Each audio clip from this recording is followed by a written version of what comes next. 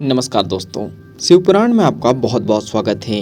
आज हम पढ़ने वाले हैं शिवपुराण की श्री रुद्र संहिता की चैप्टर नंबर 32 पुष्पदंत शंखचूड़ वार्ता। तो चलिए शुरू करते हैं। व्यास जी बोले, हे ब्रह्मपुत्र सनत कुमार जी, जब देवादिदेव महादेव जी ने ब्रह्मा विष्णु और देवराज इंद्र सहित श्री कृष्ण को शंखचूड़ के वध का आश्वासन दिया, तब सब देवता प्रसन्न होकर उनसे विदा लेकर अपने अपने धाम को चले गए। तब आगे क्या हुआ, भगवान शिव ने क्या किया?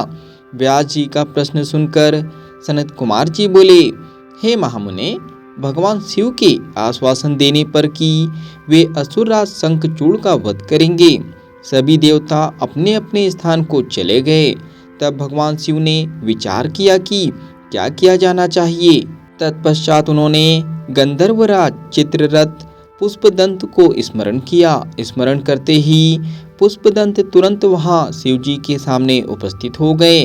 पुष्पदंत ने हाथ जोड़कर महादेव जी को प्रणाम किया और उनकी स्तुति की।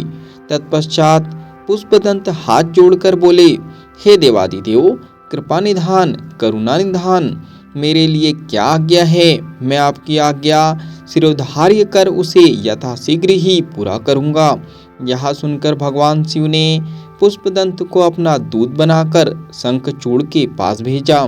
अपने आराध्य भगवान शिव की आज्ञा पाकर पुष्पदंत तुरंत ही वहां से असुरराज शंखचूड़ के नगर की ओर चल दिया। पुष्पदंत शंखचूड़ के नगर पहुंचकर उनसे मिला और बोला, हे असुरराज, मैं त्रिलोकीनाथ भगवान शिव का दूत बनकर उनका संदेश लेकर आपके पास आया हूँ।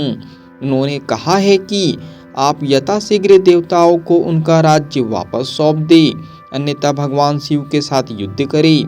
युद्ध में उनके हाथों आपका वध निश्चित है।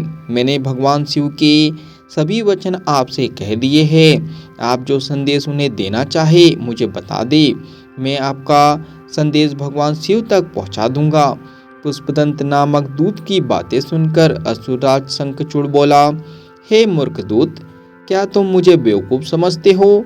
जाकर अपने स्वामी से कह दो कि मैं देवताओं को उनका राज्य वापस नहीं दूंगा। मैं वीर हूँ, युद्ध से नहीं डरता। अब शिव और मेरा सामना युद्ध भूमि में ही होगा।